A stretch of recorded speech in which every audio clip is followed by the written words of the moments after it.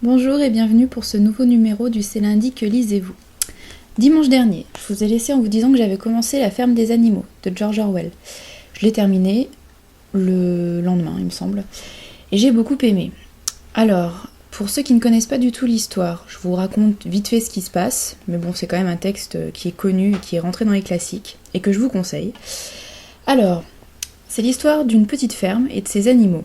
Donc en fait, les animaux chassent les propriétaires humains de la ferme et vivent entre eux dans cette ferme. Donc pourquoi ils ont chassé les humains ? Eh bien parce qu'ils en ont marre de travailler comme des forçats pour pas grand chose en retour.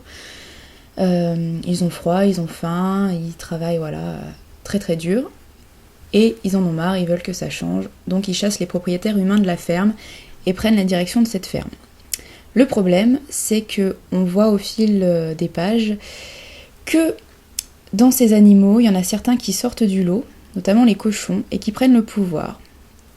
Et en fait, bon, je vous raconte pas tout le déroulement de l'histoire, mais finalement, les cochons sont pas meilleurs que les humains, prennent la tête de la ferme, ça devient un petit peu le règne de la terreur, on a du totalitarisme, enfin bon, bref, ce genre de choses. Donc c'est montré avec les animaux, mais en fait c'est une satire de la société russe du début du XXe siècle, parce qu'en fait le livre a été écrit en 1900, publié pour la première fois en 1945 il me semble.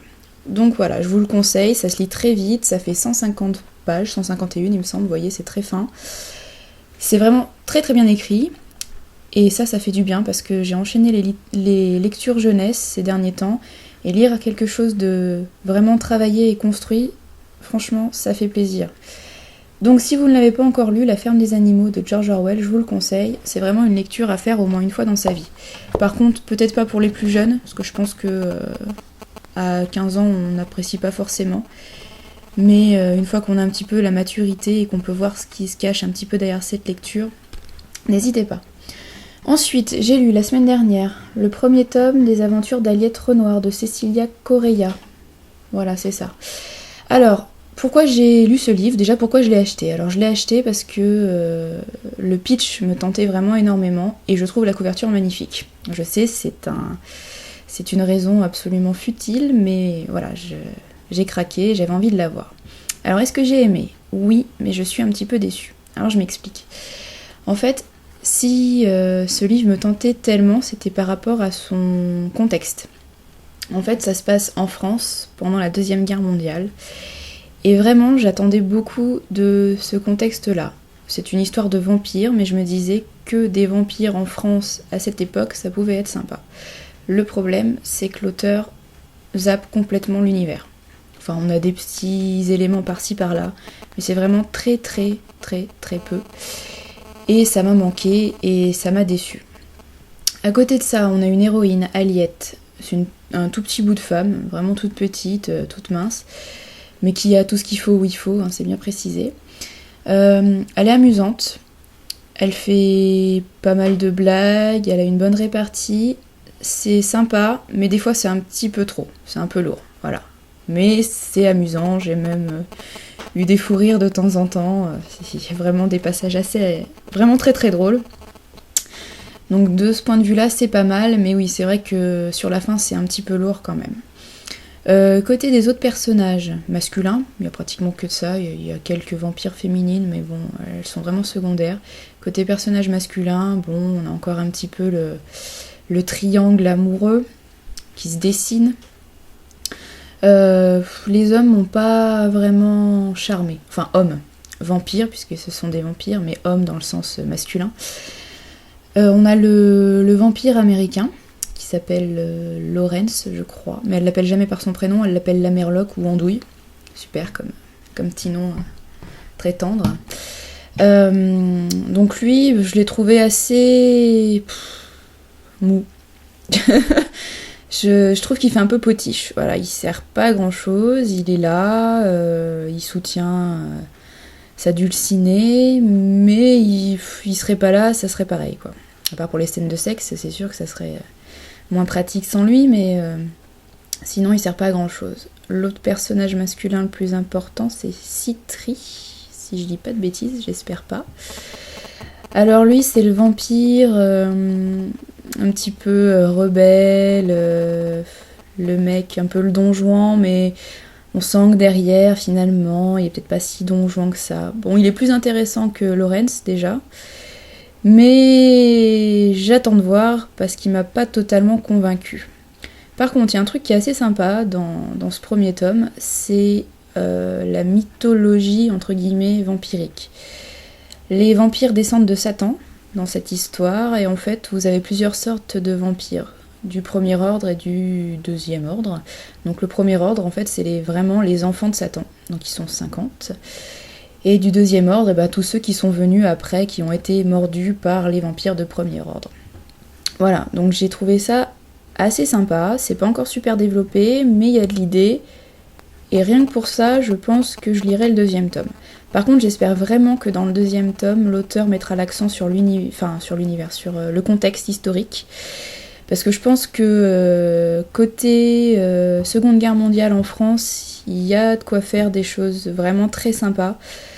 Bon, je dis pas faire un livre vraiment que sur ça, il faut pas oublier l'intrigue évidemment, mais le contexte, c'est quelque chose auquel j'attache beaucoup d'importance quand je lis un bouquin, et là ça m'a vraiment manqué et ça m'a déçue. Mais bon, j'ai quand même passé un bon moment, j'ai ri à gorge déployée plus d'une fois, même si par moments c'est un petit peu lourd, mais c'est quand même sympa. Voilà. Donc pour les fans de vampires avec une héroïne qui a une grande bouche et qui n'a pas sa langue dans sa poche, oui voilà, vous pouvez y aller, c'est pas trop mal écrit. Ah, et si je voulais juste dire, je me dépêche parce que je suis déjà à presque 7 minutes, que les éditions Rebelles, c'est une petite maison d'édition, mais franchement, le livre en tant qu'objet est bien fait, est vraiment super sympa, c'est de la bonne qualité. Il y a juste un petit truc qui m'a un petit peu chagriné au départ, c'est que les pages sont tellement fines, il y a pire, que on voit un petit peu, vous allez sûrement rien voir, voilà, si vous voyez un petit peu, on voit par transparence le texte derrière, et des fois c'est un petit peu désagréable. Bon, c'est qu'un détail, hein, mais voilà. Je voulais juste le souligner. Ensuite, j'ai lu le 3e tome des Orphelins Baudelaire en anglais. Bon, je vous dis pas le titre en anglais parce que j'ai un accent pourri, donc je veux pas que vous vous moquiez de moi. De Lemony Snicket.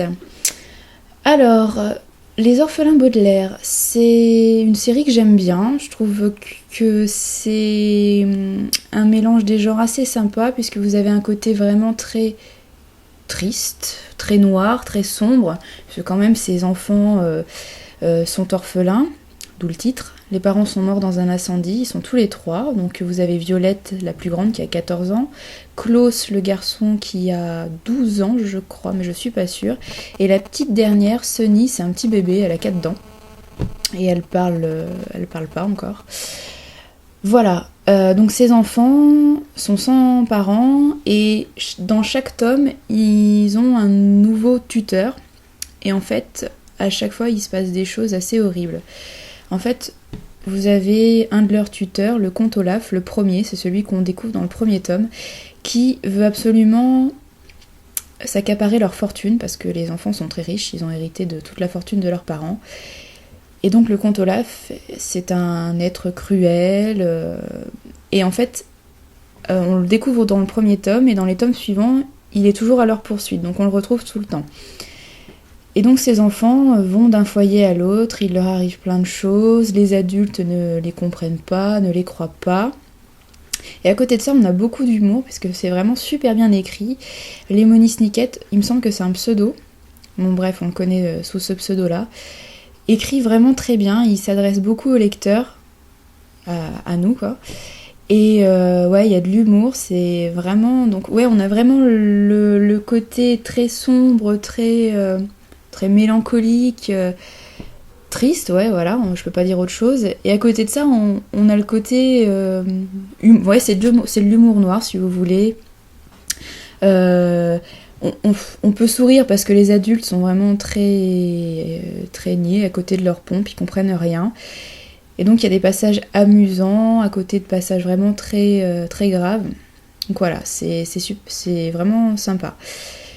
Alors ce tome-là en particulier, je l'ai bien aimé, mais peut-être moins que le précédent.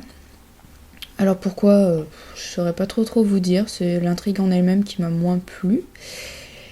Par contre, juste vous dire avant de terminer que pour ceux qui veulent lire en anglais, c'est plutôt sympa cette série. Il y a quelques mots un petit peu compliqués, mais dans l'ensemble, ça se lit vraiment très bien. Je l'ai lu en une journée, il fait 214 pages.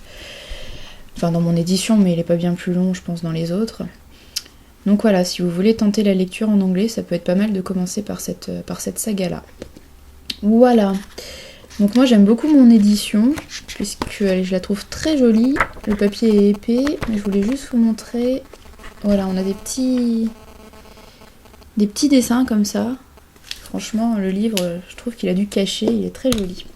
Voilà, aujourd'hui j'ai lu, juste avant de tourner la vidéo, pendant que ma lessive tournait, j'ai lu Triptyque de Cathy Bory, qui est édité aux éditions Chirographaire. Alors ce livre, je l'ai gagné lors d'un concours sur Facebook, donc je remercie Cathy Bory de m'avoir envoyé le livre avec une petite dédicace en plus. Voilà, donc je l'ai lu tout à l'heure d'une traite, il fait 80 pages, c'est vraiment très très très court. C'est de la littérature contemporaine. Et j'ai beaucoup aimé, j'ai trouvé que c'était très très bien écrit. Et l'histoire en elle-même, même si c'est pas hyper original, m'a plu. Alors, pour le petit pitch, qu'est-ce qui se passe? C'est Cécile, qui a la cinquantaine, qui tombe amoureuse du meilleur ami de son fils, qui a 29 ou 30 ans. Et donc, il commence à s'envoyer des messages, des mails sur Internet. Et tous les jours, il passe au téléphone ensuite. Et en fait, il y a une relation qui se crée. Et elle se pose énormément de questions sur cette relation, puisque elle pourrait être sa mère, puisque c'est le meilleur ami de son fils, donc elle se sent vieille, elle se pose énormément de questions sur ça. Et bon, j'ai pas du tout 50 ans, je suis pas du tout amoureuse du meilleur ami de mon fils, mais c'est tellement bien écrit qu'on se met à la place de cette héroïne, et j'ai trouvé ça vraiment bien écrit, voilà. L'autre point positif de ce livre, c'est qu'en fait, on peut pas trop le classer dans un genre particulier, puisqu'il est séparé en 3 parties, et chaque partie est écrite différemment. Dans la première partie, vous avez une sorte de journal intime, c'est le journal de Cécile, donc avec les entrées, 1er février, un petit paragraphe, 5 février, voilà. Vous voyez comment se présente un journal intime. La deuxième partie, c'est plus comme une pièce de théâtre. Cécile discute avec sa meilleure amie et sa sœur, donc de cette relation. Et la troisième partie, c'est du récit, comme un roman, voilà. La forme est plus banale. Et donc j'ai trouvé que c'était bien choisi par rapport au moment, bien choisi par rapport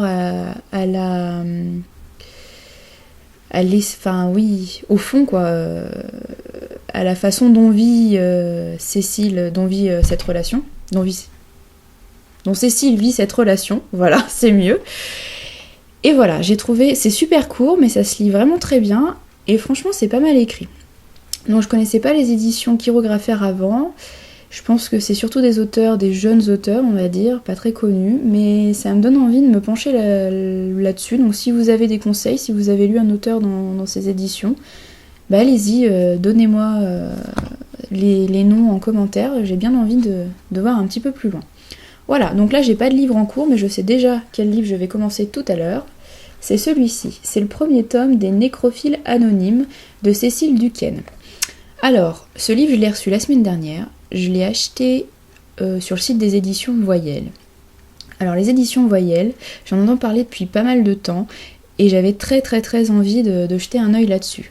Donc j'ai acheté 3 livres, et celui-là c'est le premier que j'ai envie de lire. Alors pourquoi j'ai acheté celui-là? Alors déjà, parce que j'en ai entendu parler grâce à l'illustration de couverture. En fait, l'illustrateur Jérémy Fleury, c'est un artiste lyonnais qui a mon âge, je crois, à peu près. Et j'ai eu l'occasion de le rencontrer lors de soirées déguisées et ce genre de choses. Et j'ai eu l'occasion de discuter déjà avec lui. Et je suis son travail, en fait, depuis quelques années maintenant. Et voilà, ça me fait plaisir de le voir de voir son travail sur des livres édités. Et donc là, j'avais repéré son nom. Donc j'avais envie de lire le bouquin. Je sais, la couverture, c'est pas une raison suffisante pour avoir envie de lire un bouquin, mais c'est la première chose que j'ai vue dans ce livre et c'est ce qui m'a attirée en premier. Ensuite, j'ai vu qu'il était très très bien noté sur Bibliomania. Et bon, le pitch derrière me tente aussi. C'est encore une histoire de vampire, mais ça a l'air d'être à la sauce assez humoristique. Donc je pense que ça va me plaire. En tout cas, j'ai vraiment très très très envie de lire ça ce soir.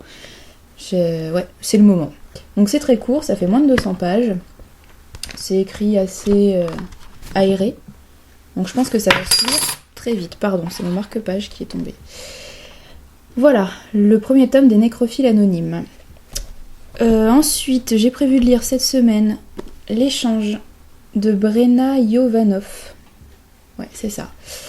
Alors, pourquoi j'ai prévu de lire ce livre? Parce que je l'ai reçu en partenariat avec Michel Lafon, donc il faut que je le lise rapidement. Que, encore une fois, la couverture est super jolie, je trouve. Et surtout, cette fois, parce que le pitch me plaît énormément et me fait penser à ces histoires de fées qui échangent les nourrissons au berceau. Et voilà, ça me fait un petit peu penser à ça, donc ça a l'air assez sombre. Donc j'ai hâte de voir ce que ça donne. Et enfin, si j'ai le temps, je suis pas sûre, mais on verra, je vous le présente quand même. J'ai envie de lire Jane Austen à Scargrave Manor de Stéphanie Baron. Donc, Baron. Donc c'est un livre de la littérature para-austenienne. C'est une enquête policière qui se passe au temps de Jane Austen. Voilà, Jane Austen est une héroïne de ce livre-là. Pourquoi j'ai envie de lire ce livre? Parce que j'ai envie de changer et de pas lire encore de l'imaginaire. Je disais déjà ça la semaine dernière et en fait j'en ai lu toute la semaine pratiquement. Mais là j'ai vraiment envie de lire un polar. Donc je me suis penchée là-dessus. Enfin j'ai envie de tenter celui-là. Parce que j'ai aussi envie de reprendre un petit peu ma lecture de Jane Austen. Enfin de façon détournée, mais de retourner un petit peu à cette époque-là, dans ce monde-là. Voilà, c'est le dernier livre que je vous présente pour cette fois. Je suis pas sûre de pouvoir lire tout ça d'ici la semaine prochaine. Peut-être que, comme cette semaine, j'alternerai avec d'autres lectures qui arriveront dans ma boîte aux lettres au dernier moment. Parce que là, j'ai pas lu ce que je vous avais présenté la semaine dernière. Donc voilà, on verra. Il y aura peut-être des surprises la semaine prochaine. Je vous souhaite une bonne semaine, de bonnes lectures et je vous dis à dimanche ou lundi prochain. On verra. Bonne semaine!